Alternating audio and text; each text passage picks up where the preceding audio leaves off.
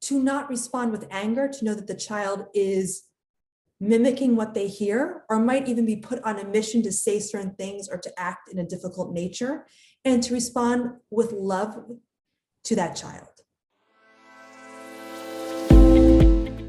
Hi, everyone. Thank you so much for joining us today. I am Vicki Townsend, and I'm the president and founder of Divorce Right. We're a company that finally brings a solution for divorce in your company with the incredible impact that it has on your culture and on your bottom line. So welcome to our podcast, Divorce Right, HR Solutions for Divorce in the Workplace. And today we have a very special topic and a very special speaker. We're speaking with documentary filmmaker and parent alienation expert, Ginger Gentile. Ginger is on a mission to save children from the trauma of high conflict divorce. Her first film on this topic, Erasing Dad, was filmed in Argentina and resulted in joint custody legislation being enacted.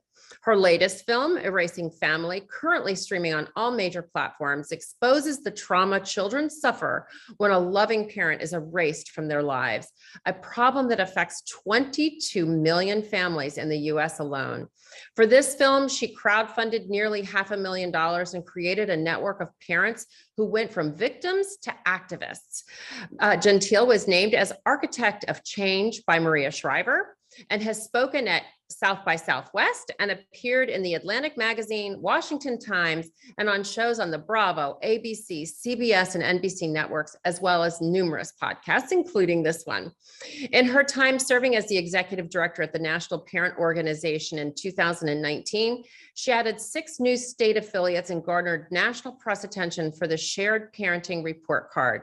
Now she's finishing up her 4th documentary film and is coaching parents suffering from parent alienation to help them reunite with their erased children and sharing the lessons she learned about reuniting in a soon-to-be released book, podcast, and online course. You can find out more about her film, Erasing Family, at erasingfamily.org and her consulting at gingergentile.com/consulting. Welcome, Ginger. Thank you so much for doing this with us today. I am a huge fan and have seen all of your films, and I just think that what you're doing is just amazing. And a question for you as we get this started. So why do you think parent alienation is a silent epidemic? So thank you so much for having me on, Vicki. Parental alienation is a silent epidemic because it affects 22 million parents in the US alone. That's the latest polling research we have. But what makes this a silent epidemic is that parents feel a lot of shame when they can't see their kids, so they don't talk about it. Many parents I've talked to, even though there's 22 million of them, feel like they're the only person who's going through this. They feel that nobody understands, and they often get blamed. You must have done something that you can't see your children for. There must be something going on. You must have a bad lawyer. And what people don't understand is that the family courts, the way they're designed now, in many cases are incapable of solving the parental alienation problem. And that's because when a family goes to court and one of the parents says, I'm having trouble seeing my kid, the custody order isn't being followed, the visitation isn't being followed, family courts tend to act very slowly, and time is on the side of the parent who's alienating. Because the more time they have, the more they can talk to the child to convince them that they don't want to see the other parent, threaten them with punishment if they don't, to not see the other parent. And also in extreme cases, so many years go by, the child loses that emotional connection with the parent. So if they do go to court and the child is put on the stand or interviewed in chambers, which in my film, Erasing Family, I say that should never be done. It's very traumatic for children. It's very likely they'll say they don't want to see that parent. So everyone says, look, there must be a reason they don't want to see that parent. And in many states, a child as young as 12 can unilaterally decide to not see a parent, giving no good reason. California is one such state, just to give an example. So all a parent has to do is convince the child for a few minutes to say, I don't want to see mom, I don't want to see dad. And this can be a lifetime of alienation, not just from that parent, but from the whole extended family. So what's really important for HR departments to also recognize is while it's the mom or dad who is the person who's actively being alienated, that child will lose contact with a whole extended family. So these employees, the aunts, uncles, grandparents, can also be in a very stressed out situation and bring this stress into the workplace. And by feeling isolated and alone, or, oh, your kids will just come back to you and people just saying, just forget about it, it can really make the situation worse. Wow, fantastic. You know what? I know that you actually in your movie, you come out, you went through this yourself. Why don't you can you give us a little bit of your background with this and your expertise around this? Sure. So I'm a child of high conflict divorce. I was always put between my parents, asking to choose sides. And the family courts definitely made my family situation worse. And there was a lot of fighting that lasted for about 25 years. For 25 years, my parents couldn't be in the same room together. And when I moved to Argentina, in part to get away from my family. And when I was there, of course, I met somebody who was going through this. And like a lot of people, I said, there must be a reason why you can't see your daughter. And it must be because I knew he was a good person. You must have a really bad lawyer. And I began to discover that the courts just don't enforce these orders. Nobody sees a parent having access to their child as a big deal. So that's when in Argentina, I began to do my first film about this. And when I came back to the United States, I really focused on the children's perspective. So I reached out to kids, and took a very long time, who were willing to talk on camera in the Erasing Family documentary about how they suffered from parental alienation. But the most important thing that I want to focus on are what I learned from families about how they can reunite. These stories can have a happy ending, but it requires learning new skills, and also for parents to see that family court can possibly be a tool, but it can't be the only tool. They have to learn new relationship skills, new ways of communicating.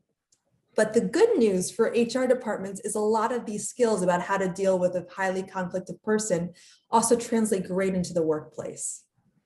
Oh, that's wonderful. So we talked about your story and that it's an epidemic. What are some of the warning signs, early warning signs, maybe, that people can start to focus on so that they can start to see that something is going to happen?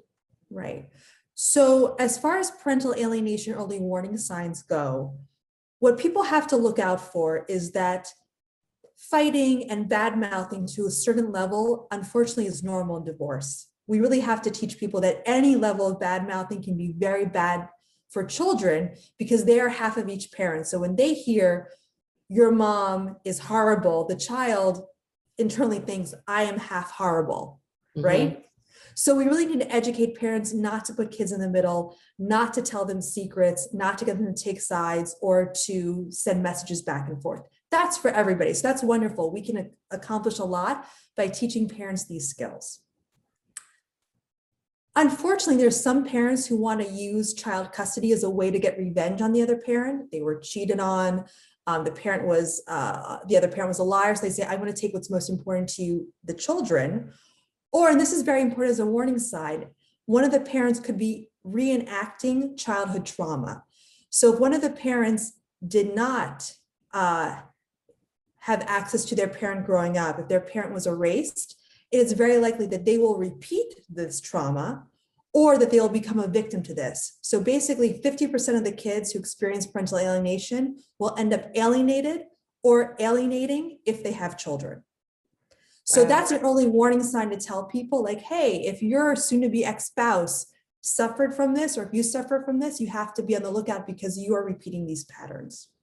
Now, the other thing, and we don't want to scare people, but parental alienation is a problem that gets worse over time. So if in the beginning, a parent sees that a custody or visitation order is not being followed,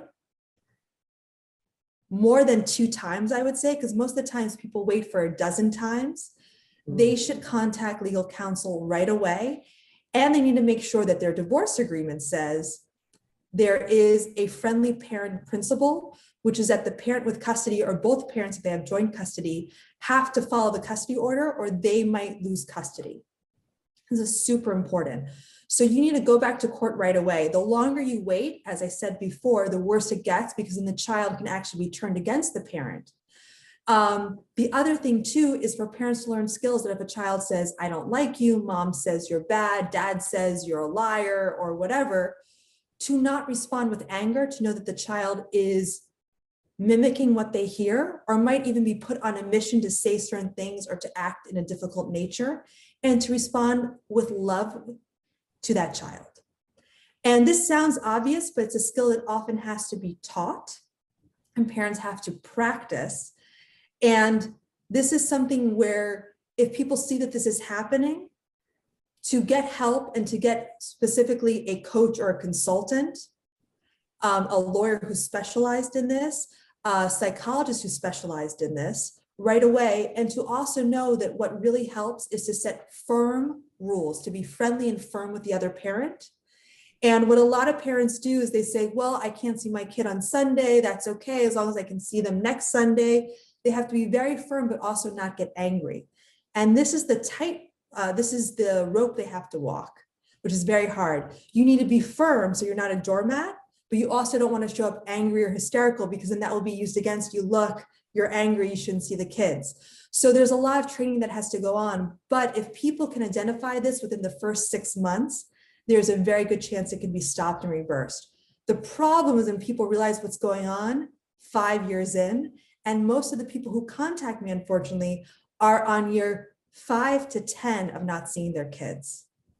Wow. And then to your point, the child has already lost their connection, their emotional connection with that parent.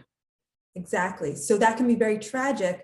So obviously, HR departments, they're not psychology departments, but they can, in their training about divorce and looking for solutions that lower the conflict for their employees so they can increase productivity, this is something that they can definitely alert people to, and also know to not say things like, oh, your kid will definitely come back to you. Oh, it's just a custody battle. Oh, this happens in all divorces, but to be supportive of these parents, but also to know where to point them into the right directions. Because what a lot of people say is, well, the kids need therapy, everybody needs therapy.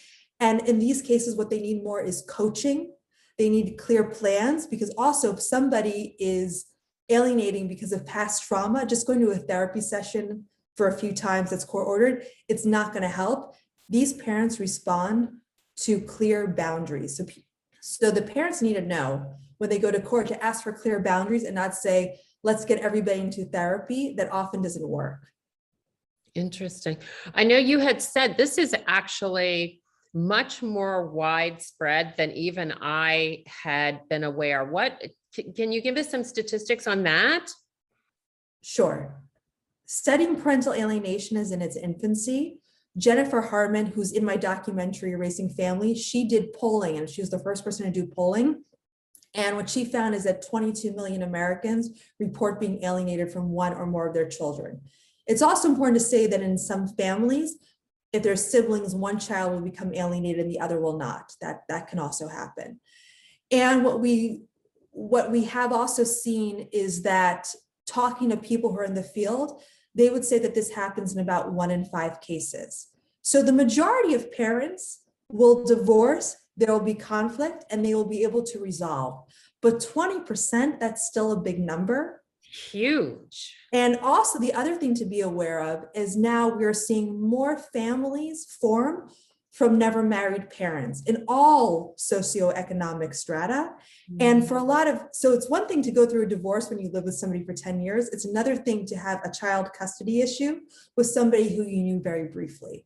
And this can even have more conflict because people don't know and trust each other. So that's something that's also going to come in the future. And that's also something for HR departments to be aware of, that someone might be going through a paternity case or a custody case who is not actually married.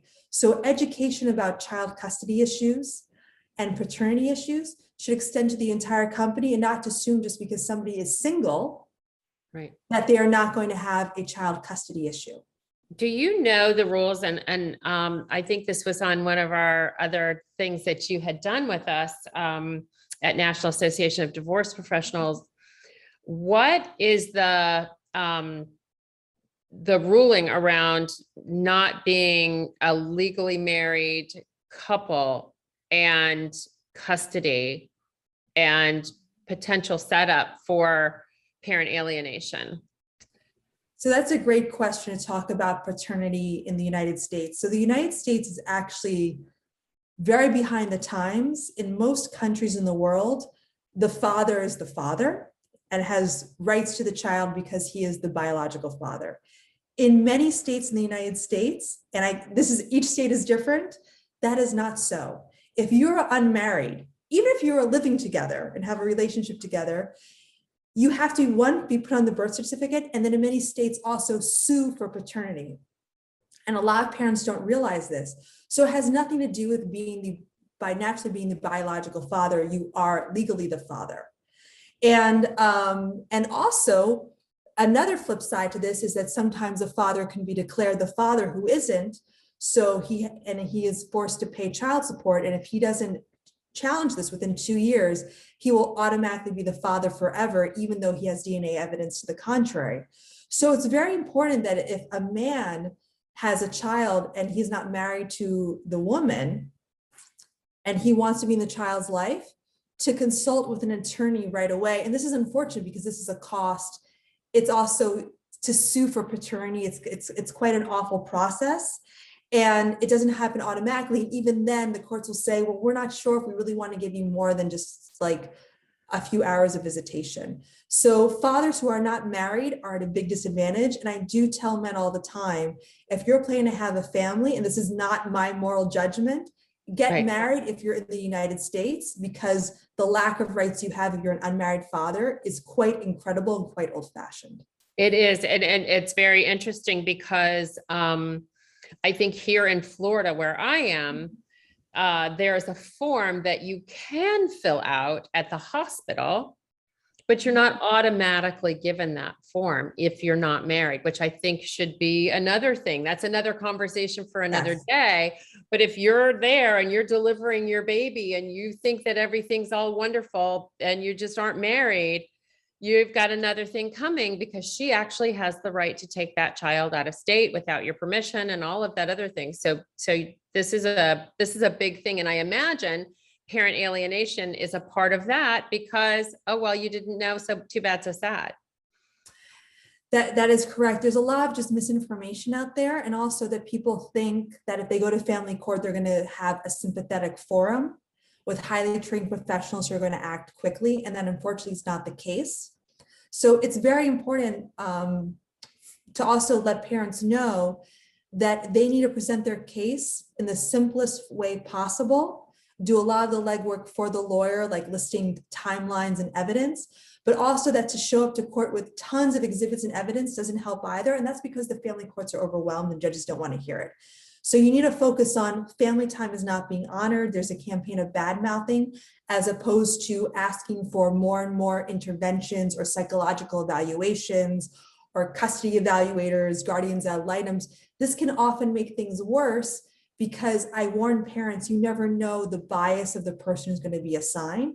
So make it quick as possible. Time is not on your side if you're facing this. And I think it's also very important for employers to be sympathetic and be able to have resources to point their employees to, because these are complex cases. They can be resolved if people act quickly, but there's a lot of bad advice out there. Exactly. And to your point earlier, and to our listeners out there, it's 1 out of every 5 divorces in this country. It's not nothing. It is a big problem. Families are losing contact with their children, sometimes with reason, but many times without. And I'm so grateful to have had you here. We've talked to some great tips for HR executives to use should this come up and they find somebody in their office that is experiencing this, because it's actually really awful. And we have some laws that do need to be changed in this country. And I know that you are working on changing the world and in the lives of those that have suffered with parent alienation. Ginger, as we wrap this up, why don't you tell everybody how they can get in touch with you, give them your website, email address, phone numbers, whatever you want to do. Right. So even if they forget everything, I'm very Googleable. They can Google Ginger Gentile or the Erasing Family and everything will come up. The Erasing Family documentary is free to stream on YouTube and Tubi. You can also rent it or buy it on Amazon, iTunes. And if you go to the erasingfamily.org website, there is a lot of information and printouts for HR departments. There's even a text line so parents or kids can talk with a professional for free to get basic emotional support and resources. And if people want to contact me, they can do that through the Erasing Family website or visit gingergentile.com/consulting. And there you can find out how I consult with parents. And I give them a game plan, a kind of a 10,000 foot above view of what they can ask for in court, what they can't, how to communicate with the other parent, how to communicate with their children. And it's transformative for a lot of parents because at the very least, they feel more calm and they actually know what the timeline is probably going to look like instead of feeling that every text that they get unanswered is desperate and horrible. And just one last word for the HR people listening out there. Just remember, this problem is not just for the parent who's divorcing. This can affect grandparents. I recently talked to a man whose father was elderly but died. And he said it was from heartache from not being able to see his grandchildren because his son was alienated. So it could be an aunt, it could be a grandparent that shows up distraught, not just a parent. So that's why it's so important to include divorce and custody education for the entire company, not just people who are married or people who you think are going to go through a divorce, because you don't know how this is affecting people who might be single on the form, but maybe they're going through a paternity case. Maybe they're the aunt and they're, and they can't see their, their nieces and nephews, and their brother is distraught and they have to miss work to take care of their distraught brother. Right.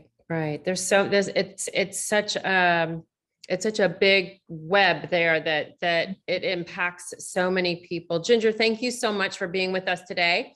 And we look forward to having you on again, and even in our training program, if you'll join us for that. Of course. And I think that this is just a super, super important topic, because I think, I have friends that have been through this myself, and I know that this is just incredibly stressful on someone's life. So thank you for joining us today. I hope that you all will join us next week as we bring another important topic around divorce and the workplace, so that we want to bring you some solutions that you can take to your employees and provide a better divorce culture in your company. Thank you all, and we'll see you next week. Thanks, Ginger. Thank you.